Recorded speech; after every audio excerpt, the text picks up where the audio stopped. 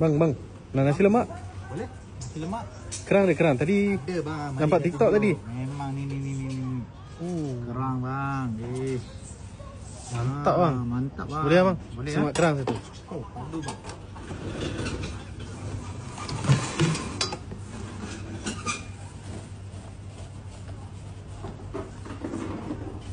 Semak biasa bang ah. Biasa bang. Cukup bang. Okey bang, cukup bang. Bang ah. Okey. Kangkung boleh? Boleh bang. Okey bang, kangkung bagi lebih untuk abang lah. Okey bang, terima kasih bang. Ada sambal biasa ah. Boleh bang. Yang ni tak pedas tau. Oh, manis lah dia bang. Manis pun tak ada, pedas pun tak ada. Oh, cun-cun lah. Cun-cun punya bang. Baik. Lepas tu, saya kasi abang ni special apa tau bang? Kita ni timun bang. Ini timun pernah viral bang. Ya, dari timun ya, Oh, ada timun. Dari timun. Okey, telur.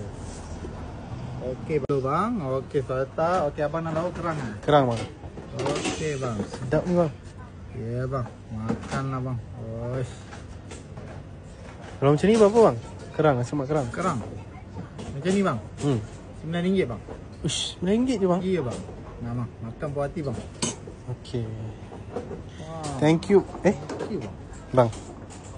Kacang ikan bilis tak ada bang? Oh, hari ni tak ada kacang ikan bilis bang. Sebab itu timun tadi ni ikan bilis tak ada bang. Macam tu pula? Iya bang.